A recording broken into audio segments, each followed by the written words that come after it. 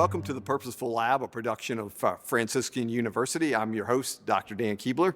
And this season on Purposeful Lab, we've been looking at the papal encyclical Humani Generis. It's the 75th anniversary of that papal encyclical, which was the first encyclical to mention biological evolution. And we have a couple episodes where we sort of dove into the encyclical itself, but we also want to look a little bit more broadly at the relationship between Catholic teaching and sort of science and philosophy, and in particular the relationship between sort of the church doctrine of creation and how that is related to, if in any way, with modern science and a scientific understanding of evolution. And towards that end, my guest today is Dr. Michael Hanby. So Dr. Hanby he's an associate professor of religion and philosophy of science at the Pontifical JP2 Institute in Washington, D.C. on the campus of Catholic University. Before that, he taught in the Honors College at Baylor University. And I was made familiar with his work through a book that he wrote a few years back called No God and No Science. No God, No Science. And we'll talk a little bit about that today, as well as some other stuff. But Dr. Hanby, thanks for joining us. I'm glad to have you on the podcast. Thanks for having me, Dan. It's a pleasure. Yeah, so maybe before we jump into talking about the book and some of these questions about the relationship between philosophy, theology, and science, maybe you could just give a little bit of background for our listeners about your academic background. I know you have your PhD is in theology or religious studies. What got you interested in that? And then secondly, what got you interested in sort of this intersection between science and philosophy and theology? Yeah, well, so a little bit of autobiography here, I suppose. Yeah, right. I, as a result of sort of existential developments in my own life, I had a return to the faith in my years after college, immediately after college, and I wound up, it turns out providentially in retrospect, but prospectively as a matter of dumb luck, at Duke Divinity School, really for catechesis. I knew absolutely nothing about the faith I was returning to, and I just immediately fell in love with theological and philosophical thinking while I was there. I knew, even though I discovered very quickly how ignorant I was, I also knew that I wanted to spend my life thinking about these questions and felt like I had a kind of a call to do that. And so while I was there, and I was really powerfully influenced by some excellent faculty who were there at the time, Jeffrey Wainwright, Stanley Hauerwas, and others, I read a book that was revolutionary for me and it changed my life, John Milbank's Theology and Social Theory. And I ended up, and it was a kind of expression of great theological confidence in the capacity of philosophy and theology to say something about everything. Which follows from the understanding of the world as creation, which leaves nothing unaffected by its being related to God. And I was really, my world was turned upside down by this book, and I ended up at Cambridge to start my graduate studies there, working with John. And I can still recall very early in my time there, I was at a kind of graduate student party hosted at one of the faculty members' houses, and we were all there, a bunch of young Turks, sort of bent on writing the next theology and social theory and sort of setting the world on fire and sort of extending this line of critique. And I remember in a discussion with somebody at this party, the idea occurring to me that then, and bear in mind, this was in the 1990s, so it was the apex of Richard Dawkins and the New Atheism in England. And I remember the thought occurring to me in that moment that Darwinism as a theory of everything, in its broad sort of social application and not in simply its narrow biological sense, was the last great 19th century ideology not to have been discredited. I mean, Marxism had been kind of thrown away. And so I kind of set out, I had this idea that someday I wanted to write the theology and social theory of Darwinism. The problem is, of course, is that I knew nothing about evolutionary biology. It seemed, at least at first, to be unrelated to my graduate work, which was on principally on St. Augustine, but then on the relationship between Augustine and Descartes. And what happened is that towards the end of one's thesis, you often kind of get bored with it and start looking for other Look things for to something think else about. to do. Yeah. Yeah, and so I started, looking forward to the day that you're emancipated from your dissertation, and I started working on this, and it was like, and so of course I've started with Darwin himself and with some sort of secondary commentaries, and began sort of trying to teach myself um, evolutionary biology and its history. And it was a bit like pulling on the thread of a sweater. You start pulling, and it just keeps coming undone and undone. And I realized you couldn't actually address what I thought were the philosophical concerns with Darwinism without addressing some more general and fundamental issues about the nature of science itself.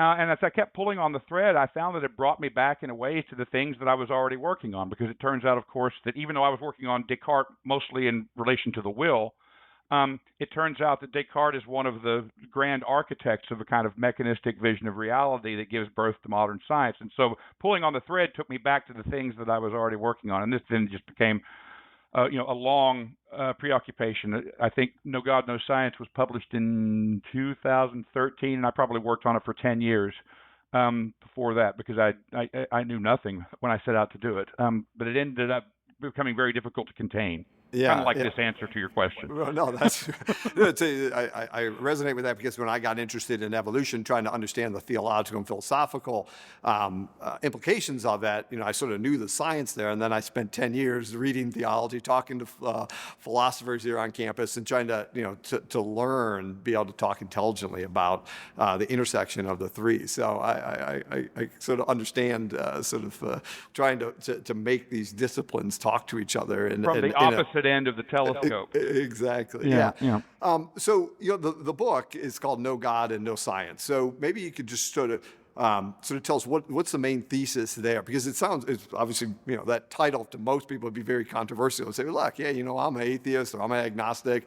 Science still works. I can still do science. And that's not what you're talking about there. You're talking more about a fundamental sort of intelligibility there. So maybe you could just sort of, because you mentioned a little bit about that in your answer there about creation. I mean, everything's created, so everything is related to the creator, and there's some internet connection there, but maybe you can sort of spell out what your argument was there. Sure. Well, there are a variety of ways that I could come at this, and you would think after 12 years I would have discovered a succinct one, but no such luck. I suppose that, first of all, it's a kind of a critique of a certain naive understanding of what science is and how it works, and the idea that, as you address in your own book, right, this pervasive idea in our culture that rationality as such is scientific rationality. Right. Full stop. And that science, in a certain sense, stands on its own 2 feet without need of other forms of knowledge, without recourse to non-scientific presuppositions, and it's self-authenticating or self-justifying by its results. And the point really is simply that that's just not what science is or how it works.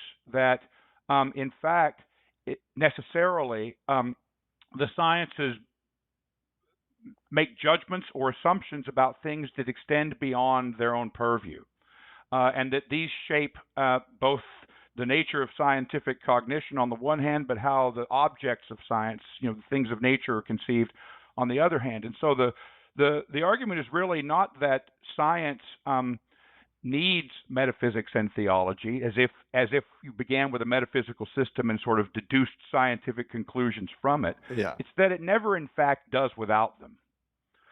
That it makes, and that this is true on 3 different kinds of grounds. That this is a matter of kind of epistemic or philosophical necessity. It's true historically, and it's interesting. The closer one gets to the historical origins of various scientific disciplines, the more obvious its sort of philosophical foundations become. But it's also true, and these reasons stand somewhat independently of each other. It's also true on theological grounds that if the world is indeed creation, right? If everything is in its inmost being related to God, then there's nothing unaffected by that relation, including thought. Yeah. And therefore, so it's not a question. When I say that no God, no science, it's not as if it's a question of subjective belief. It's that a certain conception of God will be implied or entailed in any conception of nature, including atheistic ones. Yeah. Right? I mean, atheism is a privative idea. It presupposes the God that it doesn't believe in. And every conception of nature contains within it, obviously, oftentimes implicitly, not something that the scientist articulates to himself, a conception of what God would have to be if the world is really like this. And so, if that's true, then the question is, well, are we even, when we have these so-called debates between creation and evolutionary science, or between various kinds of fundamentalism, be they religious or scientific, are we even actually talking about God and creation? In other words, is the conception of God that's implicit in the formulation of the problem what we understand, what we mean by God, and what God has to be in order to make metaphysical and theological sense? Yeah, that's great.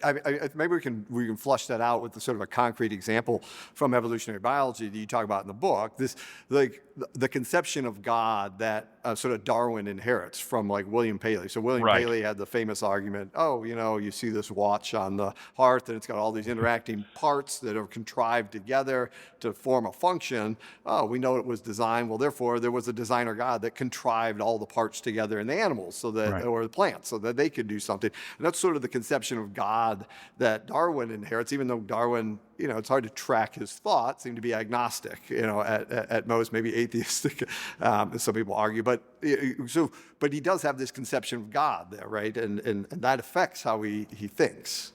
It really does. It affects actually not only how he thinks about God, but also how he thinks about nature.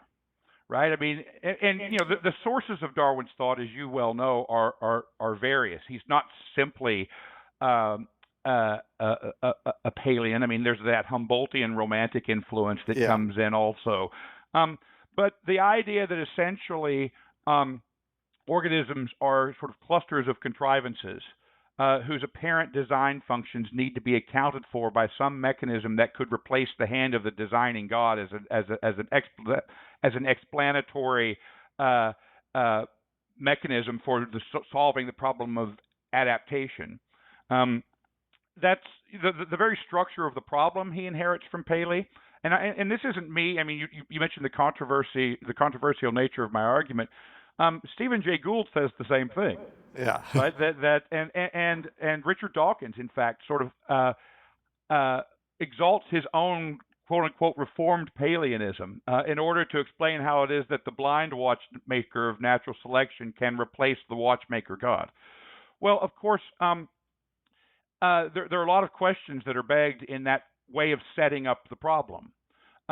First of all, the idea that by creation, Christians have always meant simply design, as opposed to the generation of being from nothing, which we never even arrive at that point in this formulation of the problem.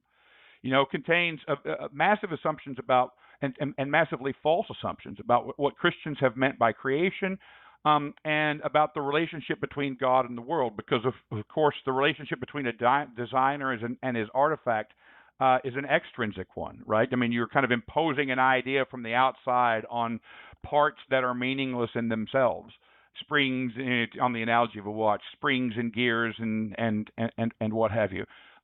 That is not what the tradition has meant by nature either. Yeah. So just in this seemingly innocent formulation of the problem, I mean, and the question here is not whether Darwin believed or didn't believe. I'm not that interested in what his private religious convictions might have been. It's just that the formulation of the problem sets up a certain picture of God and the God-world relationship that then tends to frame the subsequent debate on terms that aren't Christian at all. Right. Yeah, and that's the problem there with, you see it on all sides of the debate, to see the organism as an artifact, as something that's being cobbled together, right. Where God becomes competing with created causes to cobble things together, and it's not. Then the organism sort of loses its utility, its function, its essence, and so forth. So, what would you say? Like, how should we view creation, and how does that help? Us really understand maybe science, evolution being one aspect of it, but all of science and all of the natural world, right? Yeah. Well, I mean, the first thing I think is that we need to enter into the depths of the tradition and try and understand what we've meant. all along. I would recommend your book certainly to listeners who want to enter into this. There's another. I mean, if you're trying to engage the question of evolution, if you simply want to understand the theology of creation um, in a very accessible way, there's a book by a friend of mine, an Anglican priest who's on the theology faculty at the University of Durham, called "Creation: A Guide for the Perplexed," which is also very helpful. But Simon would make the point, and I made it too in No God, No Science, is that we have a tendency, because the terms of the debate are set by the prevalence of science in our culture, to imagine that the doctrine of creation is, first of all, a kind of sort of mythological or primitive proto-scientific explanation of the world. Right? Yeah. It's a theory that's meant to perform the work that we now have evolutionary theory to perform. Right. And that's not an adequate theological understanding of creation. The doctrine of creation is fundamentally a function of the doctrine of God, right? And what it's meant to help secure and protect and articulate is the radical and absolute difference between God and the world, right? The fact that God is infinitely transcendent of and other to the world, and therefore more interior to it than it is to itself. That He is not the being of the world. That the world is really not God and good in its not godness, so to speak. And so I think the first thing that one ought to do before asking themselves the question of how creation and evolution ought to be related, or how we're to think of creation in light of evolution or evolution in light of creation, is to enter into a deeper philosophical and theological understanding of the meaning of creation itself, and then try and come back and reapproach the question on that basis. And what I say in the book, and what I oftentimes say in my classes, is that as a consequence of the doctrine of God, the doctrine of creation is not in the first instance an explanation of how the world came to be, but rather what it is, and what it is at every moment. In other words, it's not simply a designation of origin or motive, though it is, of course, both of those things, but also of ontological structure. And I think if one approaches, for example, Aquinas' account of creation with that kind of qualification in view, you see this. So he talks about things like, the priority of non-being to being in the structure of the creature, and what that implies about the novelty that the creature is. And I think that we need to be metaphysically and theologically clear about what we mean by creation before we enter too deeply into an engagement with evolutionary biology about this. Or what's likely to happen is that, once again, in a way that's probably invisible to us, the terms of the debate will be set by the presuppositions of the biology. Right. No, exactly. You made it, the doctrine of creation tells us what things are, right? And I love that term, because when as a scientist, I'm studying, a cell or a fruit fly or whatever it is, I'm going to say, well, what is this thing? And what is it, if I have a conception that it's a creation of God, that it shares and it derives its existence from God, versus it's, the modern, well, I just put that to a side. I'm just going to look at this thing for what it is, as an atheistic scientist, or just, they always say methodological naturalism. I'm just going to put God questions to the side and look at it, but I'm still have to figure out what I'm looking at, right? What is this thing? And how does that, how does that help science advance if we have a proper understanding of what this thing is? Yeah. Well, first of all, I would say that I would say that, I mean, you correct me if I'm mischaracterizing scientific rationality here. Yeah. But when a scientist asks, what this thing is, what they really tend to mean, it seems to me, because this is how they determine what things are. What they're really asking is, how does this thing function? What does it do? What can it be made to do? What are the series of causes that, based on how it works, or what its elemental parts are that led up to its construction? And I would point out, first of all, that those kinds of questions are actually logically distinct from the question of what the thing is. Right. Okay. That's a You know, good so distinction. Yeah. in one sense, part of the complaint, or part of the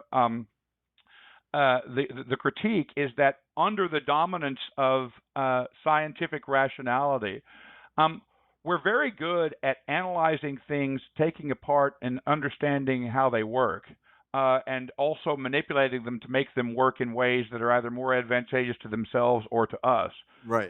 We're not so good at thinking about what things are, and therefore seeing or regarding as evidentiary those aspects of things that don't really lend themselves to that kind of analysis.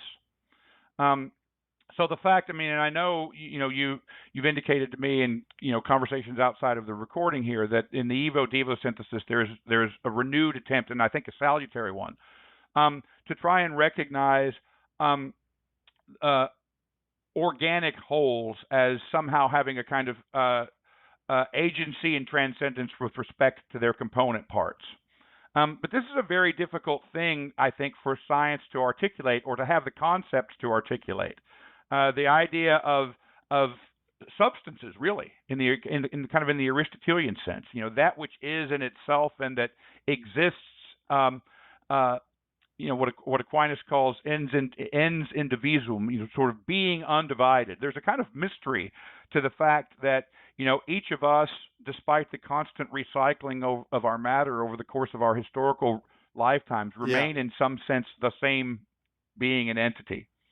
And how you account for that, or whether you can account for that simply in terms of, in dynamical terms, or in physical terms, and not without recourse to metaphysical terms, is an interesting kind of question. So things like, the functions performed traditionally by concepts of soul, for example, just drop out of a scientific vision of things. But perhaps insisting, recovering a metaphysical sense of creation allows us to see, or to give rational account of what I would argue we can't help seeing, that sort of falls from beneath this view. Yeah, no, I think that's great, because I think in science and biology in particular, when I was coming of age as a young biologist, the idea that there was purpose and goals and things that organisms did, and drives that they had, and intelligence that they had, or that there was something that was transcended their parts, right, was just sort of looked at as, hogwash, right? And we're going to be able to break everything down into the gene, and this part is in control, and this part does this part does that. But I think there's been a resurgence in biology, of this idea that there's irreducible wholes here that have goals, but we don't have the language in biology to really articulate that. And so we get this, sort of hodgepodge of things, calling, like, that use terms like, normally we talk about like teleology. Oh, this organism has an end, a goal. And they say, well, we'll use teleonomy. We'll have a new term that's an apparent purpose, because it's the only way to describe it. When I see a frog do something and hop through the water, it has a purpose. It's going to get something. Or when I see a fish try to move away from a barracuda, there's a purpose, a teleology. It has a goal there. It's doing something as a whole, and every part of it is both cause and effect of that goal.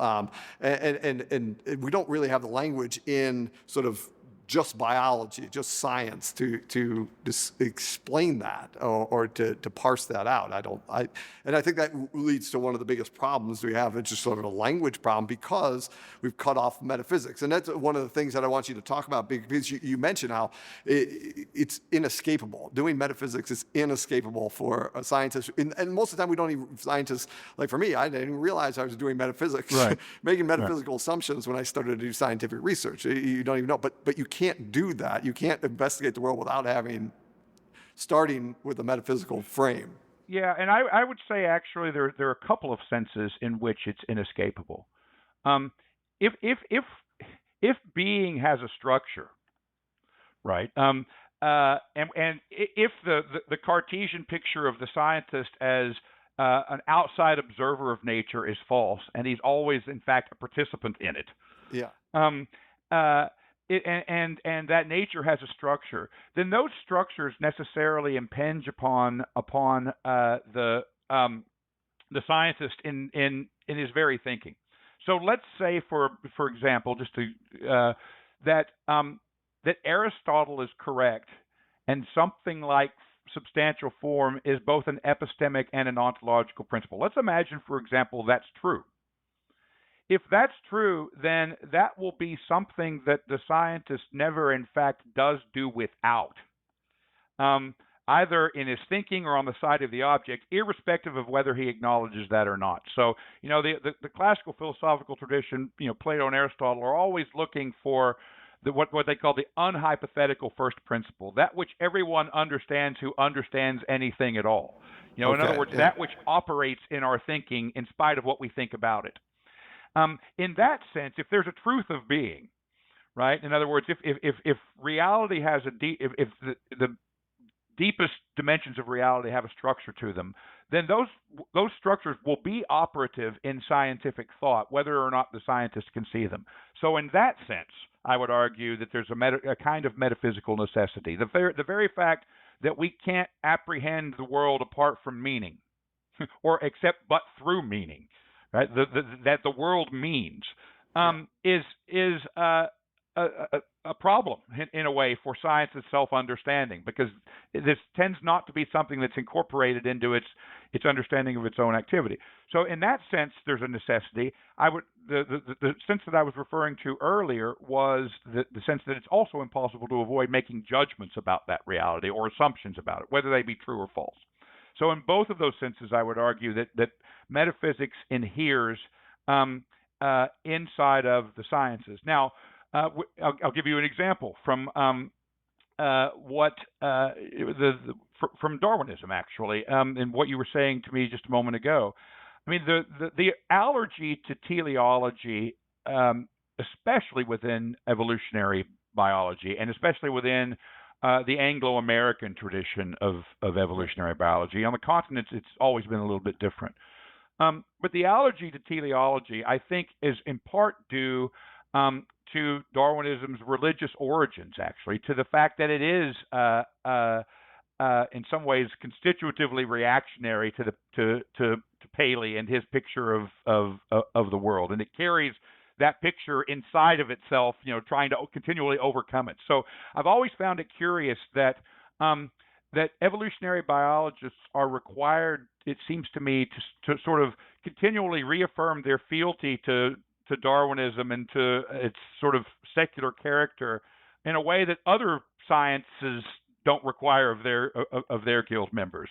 You have to continually show that you're really a good card-carrying atheist in order to be accepted within the guild. Has been my experience in reading some of this stuff and also encountering some of these thinkers personally. But in spite of all of that, there's a massive suppressed teleology inside of Darwinism itself, and the fact that this is suppressed perhaps suggests that you really can't get rid of teleology as you can't purify yourself of this as much as you think. I mean, the idea that all beings strive to remain in existence and increase their numbers is a massive, unless being were in some sense good, unless organisms had a sake, that would be completely arbitrary. You might as well describe evolution as a race to the death that some organisms lose by living longer. Right. Yeah. That right. would be, So the supposition of organic wholes, the supposition of the goodness of being, the supposition that organisms have a sake, is actually built into Darwinism, and it's like Lady Macbeth trying to wash its hands, of this and never succeeding in washing out that damned spot. Yeah. No, it is baked into it, and it also seems to be, and this is something I've seen in the last 5 or 6 years. I've seen more and more people arguing, and even agnostic biologists arguing, well, not only is there teleology is part of understanding an organism, but there's actually a teleology in the entire evolutionary process, that it's moving towards something. If you look at a book from 20 years ago, that was always an anathema. There is no teleology, there is no direction to evolution, there is no purpose, there is no goal to the evolutionary process as a whole. But people now, not only in organisms, but as the process as a whole, because of how there's sort of cooperation between organisms that sort of build up on things, you move towards the more complex, more diverse, almost more vulnerable organisms that start to produce themselves over time. Are you speaking here of convergence? Is that what's lurking in the background? Well, in the back of my mind, yeah, the idea of convergence, that there are certain structures that evolve multiple times, but there's also an idea that to move forward in evolution, you have to have single cells first, and then they start to cooperate, and you get complex cells, right? And so the stages are set for increasing complexity over time, and that's sort of baked into not only biology but cosmology. I mean, right. Cosmology produces more and more complex molecules over time, just more and more complex or larger atoms over time. So there's something about the natural world that seems to be producing more and more complex things over time, at least as we've looked back at it, And so there's, as a natural human mind, you go, well, why is that, right? And I think people are starting to actually take that question seriously. Yeah, I mean, we could just do with a good dose of speculative Aristotelianism, actually, to help think about these kinds of things. I mean, and I always marvel at the fact that the sort of potencies built into the structure of reality that take time to be realized. I mean, even thinking of it in evolutionary terms, if you think about how beautiful the world is, right? If and now we can see nebula through microscopes and things like this. The figure and color and depth and contrast, just how visibly beautiful it is. And all of that was just sort of lying there unseen for billions upon billions upon billions of years until eyes evolved capable of apprehending it. And then it unlocks, in the structure of reality itself, these potentialities that were built in there and latent and waiting to be realized, but it needed us to do it.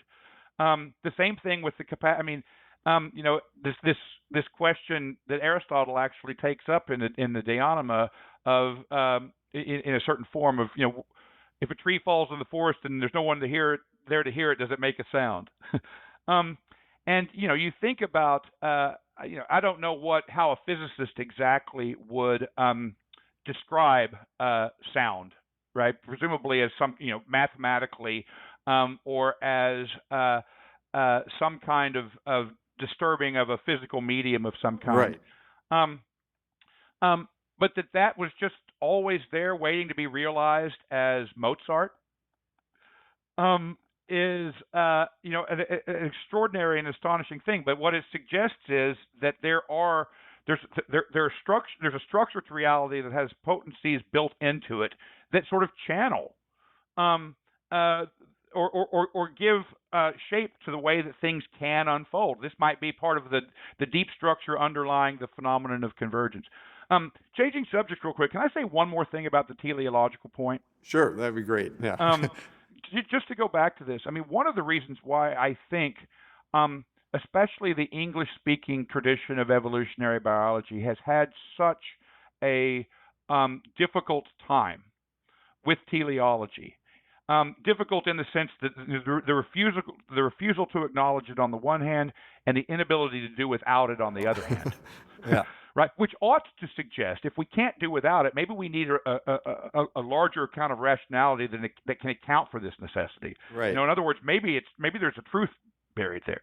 But one of the reasons why the Darwinian tradition has had such a difficult time comprehending this is because of its origins in a kind of anti-Paleanism, because the whole collapse of nature into what a Palean would mean by teleology and what the older Aristotelian tradition would mean by it are two very different things. In the mechanical Palean tradition, teleology is a purpose sort of imposed from the outside. on things in the way that the idea of a watch is imposed upon these bits of metal and springs and so forth in order to make it do something to serve another purpose besides its own. Right. Yeah. And that's very different from the kind of inherent sake that comes with a traditional conception of form. So this distinction, so it gives rise to an extrinsic teleology that you have to get rid of in order to get rid of this picture of God, right? So if you're constitutively opposed to God as a causal explanation in the Palean sense, you've got to do away with teleology. But it never actually addresses the older, deeper sense of teleology that belongs to both the classical philosophical tradition and then is taken up inside a Christian understanding of creation.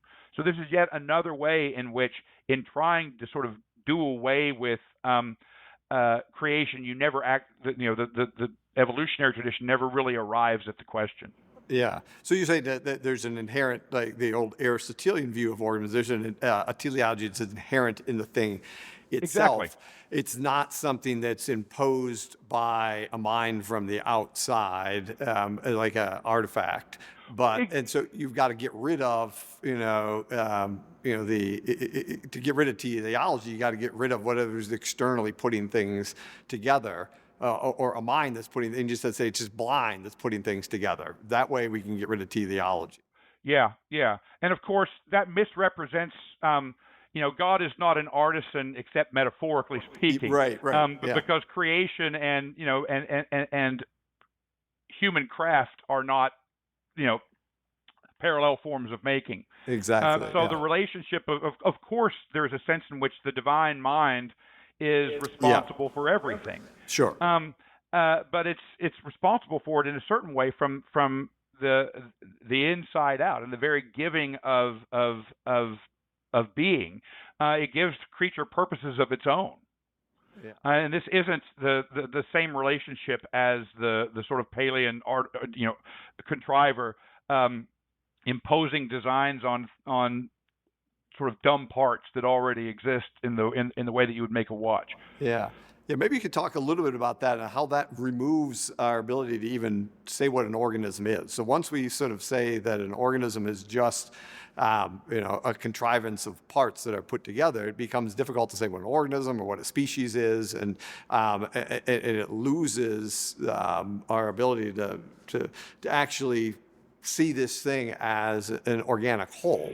Yeah, well, one of the ways that I describe this in the book, and this isn't peculiar to me. There are a number of people who have observed this. Hans Jonas, the great Jewish philosopher, being one of them. Right. One of the ways that I describe this is the sort of in the tradition, Aristotle. It becomes an axiom of the tradition that art imitates nature, right? And there are different ways of understanding that. Both positive and negative. But one of the principal ways of thinking about it is that to say that art imitates nature is to say that things that exist by nature, living things principally, have something that artifacts do not, or are something that artifacts are not. In other words, the distinction between art and nature is a distinction in two ways of being a thing. But a distinction between two ways of being a thing. Living things are their own projects, right? They have their own sake built into them. It's this sake that makes sense of the parts as parts, right? In relationship to other parts and to the whole whose parts they are. So from that basis, you can say all kinds of things about natural or living things as subjects of being, as indivisible wholes, as their own projects, as having an interior horizon, as relating appetitively to their world, as being able to receive a world as opposed to being simply situated in a mere environment, through in all of the classical ways, metabolically, through sense, through intellect, and all of these things differentiate things existing by nature from artifacts whose purposes are not their own and whose purposes are imposed on dumb parts like the watch from the outside. And the unity of an artifact is therefore different than the unity of the indivisible unity of a subject, a living subject of being. Well, when art when art ceases to imitate nature and nature is reconceived of as an artifact, then all of those immanent qualities that belonged to things existing in the world just sort of disappear from view. They don't cease to exist, and they don't cease to be operative either on the side of the object or in our thought, but we cease to be able to think about them. And so we end up reconceiving of organisms as clusters of contrivances, right? As parts outside of parts that aren't really the parts of wholes. Now, you yourself pointed out that that's not true to reality, right? And so reality continues to sort of draw us out of that towards more complex explanations to try and be adequate to this phenomenon. But we because of this history, we lack the conceptual apparatus to think adequately about it. Yeah, no, I think that's true that we try to reduce everything down to physics in a sense, or down to like the gene in biology, and then we realize, well, the gene doesn't really do anything. It's like it doesn't mean anything unless it's in the context of the whole. And then you could just as easily say the cell's controlling the gene as the gene's controlling the cell. Both of those statements are correct in some sense, and so there's a hole there. And if you don't acknowledge that, you could still do experiments. Because you're making the assumption that it is a whole. Otherwise, you wouldn't be doing an experiment on it. A cell, right? I wouldn't be interested in the cell if it wasn't a whole. Right. If it was just, so. But I might not articulate that. I might not have the metaphysical lens to really understand what I'm talking about. But I do. If I don't think that the organism is a whole that's actually worth studying and doing something, I wouldn't do that, right? But. Well, if it weren't a whole, and if you didn't perceive it as a whole, regardless of whether, I mean, you might imagine that it's not, but the reality is that regardless of what you think, you're perceiving it as a whole, and it's only on that basis that you can differentiate it from anything else. That's right. Right? Yeah. I mean, I'll tell you who's great about this. You probably know this in your own work. Is Michael Polanyi was great on this very point. The idea that a mathematical description of a frog is only in the end intelligible on the basis of real frogs. If you just began with a mathematical description of a frog, you'd never arrive at frog. At a frog, right? No, exactly. Yeah. So and what that points to, which is why evolutionary analysis is and biological analysis is certainly legitimate and oftentimes quite powerful. I just wish it knew itself better. Right. Because what this points to is that this is a particular way of abstracting, right, from the fullness of reality. And scientific cognition, experimental rationality is a way of abstracting from a much fuller supramechanical reality, or more than mechanical reality, that lends itself to this kind of analysis as a partial and for certain purposes very effective perspectival take on things. But we have a tendency to make the abstraction the basis of the real, or to regard it as more real than the thing itself. And if we could just reverse that, then we might end up both with a less reductive biology, but also we might also better be able to sort of reintegrate scientific understanding, scientific rationality into a more comprehensive human rationality, which is something I think that's very that's incumbent upon us to try and do if we want to save ourselves. No, I think that's great. I mean, going back to something and along those lines, going back to something you talked about earlier on, what is the problem of Darwinism as an all-encompassing theory of reality, right? So it's not like you're saying, oh, the natural selection is wrong, it doesn't explain things or so forth. I think there's more to evolution than just sort of natural selection. There's other processes, other natural things there. But what is the problem that comes from just saying, oh, natural selection is going to be able to explain everything without any recourse to theology, to philosophy, to underlying principles there? Yeah, well, that's a vast question, and it's not simply a problem, right? There are cascading problems that come from this. I mean, the first thing I would point out simply is that could never that conclusion, right? That Darwinism suffices as a theory of everything, could never be the a posteriori discovery of Darwinian biology, but would be the a priori presupposition of it, Okay. right? And what that means is that at the very outset, if you're committed to Darwinism being an explanation of everything, and there being nothing in heaven or on earth that's not dreamt of in Darwinian theory, if this is your starting point, and it is the starting point for a great many Darwinian thinkers, Yeah. then you are giving yourself advance permission not to think beyond the boundaries of this theory, right? You're giving yourself advance permission not to look at those assets of reality, like meaning, for example, through which Darwinism articulates itself, as belonging to the evidence. So you're closing both your eyes and your mind in advance. This is why, Dawkins' idea that that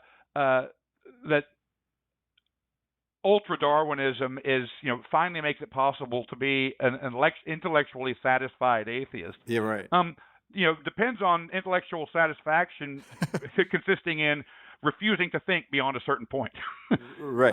Or refusing to take seriously an entire 2,000-year tradition of very serious thinking about the structure of reality. And there's nothing in the science of natural selection that gives you justification to make that claim. It's not something you can argue from a scientific perspective. So, like, science demonstrates that I should make that claim that natural selection should explain everything. Right. It's a philosophical judgment, right? So it's a philosophical judgment, ironically, inside of a form of rationality that doesn't acknowledge the validity of philosophical judgment. Exactly. So it becomes that's one of many sort of self-contradictions that are that tend to be built into this kind of thing. I mean, I do think there are interesting questions to be asked about not the. I have no problem with the empirical evidence of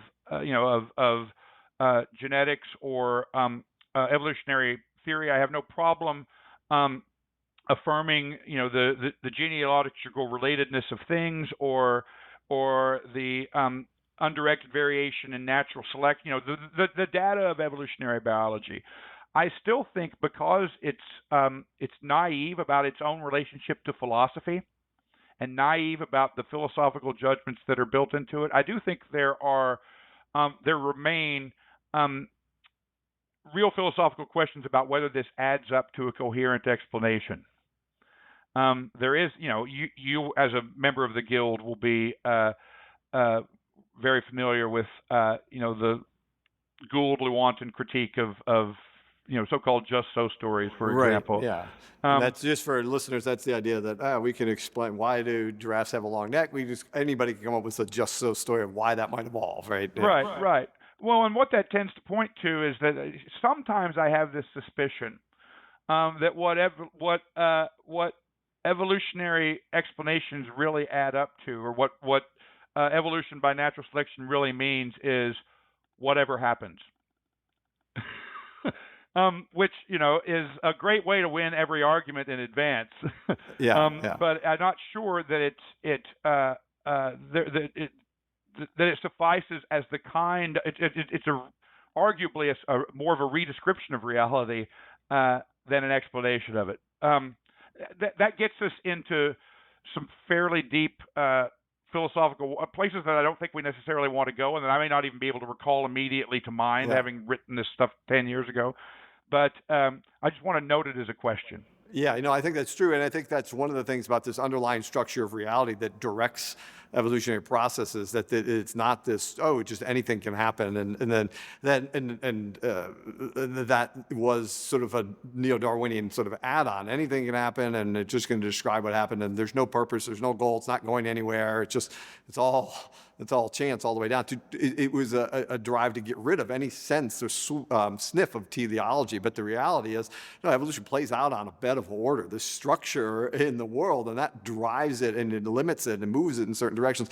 And more importantly, I think organisms actually play an active role. And organisms have powers and things that they do. They're not just getting I'm not an organism just sitting here getting bombarded by outside insults. No, I'm actually an active participant Right. Of the process. And because you talk about this drive to survive and reproduce, I have different ways of doing that. And so I can turn on those different resources at different times because I'm an intelligent agent as an organism, right? And that's a totally different way, I think, of looking at evolution. It doesn't mean all things of natural selection should be thrown out, but I think it shows that the limitations of that view of this, random things are happening to other things, and this is what comes out. Yeah, one of the points I emphasize in the book, and I would just point out that this point is reflected even in the syntax of what you just said, is that teleology is essentially an indispensable ingredient in our apprehension of anything whatsoever. Right? This is one of the reasons why it's ineradicable. Right? My ability to tell the difference between a watch and a bracelet, or between a human being and a dog. In other words, my ability to identify kinds, to identify wholes of a distinct kind that are different from wholes of other kinds, involves a tacit teleology. And I would simply point out that even in the syntax of what you said, this idea, and you find this in this way of speaking among geneticists all the time, right? That the organism turns on or off, that it epigenetically manifests itself in this way or that. In other words, it's the subject of an action, right? That it performs. Right. There's already the presupposition of wholeness, right? Built into the kind of subject, verb, predicate structure of the way that we have to talk about these things. And if you threw that out and you simply imagined that unity or wholeness was the end result of a project, of these random processes, rather than the sort of source of them, you could never have anything like ontogeny, right? But you could also never have at the end of the day, you couldn't speak. Yeah, you couldn't speak intelligently about these things at all. Yeah. No, that's good. We're coming up to the end of our time together. I want to give you a chance just to, if a student came to you and said, how should I properly think of the relationship between philosophy, theology, and science in a way that doesn't take one discipline and force it into another, and so a scientist is now doing philosophy and so forth. But how should we relate these things so that we can do better science, or we can not so much better science, but we can get a better picture of reality, right? And so because all these things are different ways of looking at the world around us, and so integrating them properly is going to give us a better picture of the world, right? And so what's the best advice you would give to a student that is, particularly one that's coming in this sort of environment that says, science, I'm just going to do science and I'm going to leave philosophy and theology to the side? Yeah. I'd probably first of all say, well, you have to take my class. Wow. That's always a great thing for professors. Take my class and then take my next class. Yeah. I mean, it's hard to give a simple formulaic answer to this because it's a very complex problem. Sure. Right? So any formulaic answer will undoubtedly be an injustice to the for sure the depth of the struggle and the complexity of the problem. But I would say that human beings are philosophical animals. We can't help doing philosophy. We can't help making ultimate speculative judgments about the nature of things. These are or assumptions about them. These are built into what it means for us to live as rational beings. Yeah. And that requires us to correct our kind of Whiggish picture of what science is. Science is not exempt from that, And so something like the old I'm suddenly blanking on the term. The subalternation of the sciences remains true. That every science depends. No science founds itself. Every science depends on judgments of a still deeper nature. And that's all the way, that goes all the way to the question of God, which is unavoidable. You can't bracket that out as if that were a non-question or not, or as if God were a non-question or not a serious question, or were not a question that impinged upon everything. So you can still do science. Science has integrity and its own proper methods and subject matter, but those are situated within a more comprehensive order of reality and necessity. Right. Yeah. I'm not satisfied with that answer, by the way. But I see where you're getting at. The idea that science is not some pure thing that we do in a vacuum, right? Right. What we do and gain from knowledge from science is integrated into the way we think about creation, God, and other things. I can't remember we said it, but the question, we all are doing metaphysics. The question is whether we're going to do it well or do it poorly, right? Yeah, so it's not exactly. that we don't have the option of not doing it. We're all doing it. Like you said, we're all natural philosophers, philosophers by nature, and that's we do philosophy, everything that we do. So let's do it well. That would be the point. That's great. Well, absolutely. Thank you so much for your time, Michael. I really appreciate having you on the podcast. Very interesting things that you brought up. And if anybody's interested in this more, I'd really recommend the book No God, No Science. It really goes into a lot of the into depth about what you've talked about in terms of the relationship between understanding of the doctrine of creation and what that does to help illuminate our science and how to integrate what we learn from science. So thank you so much. Thank you, Dan. I've really enjoyed it. I have the feeling we could, talk the better part of the day, but I realize we both need to bring it to an end. But I appreciate you having me on and the kind words, and I really enjoyed it. Thanks.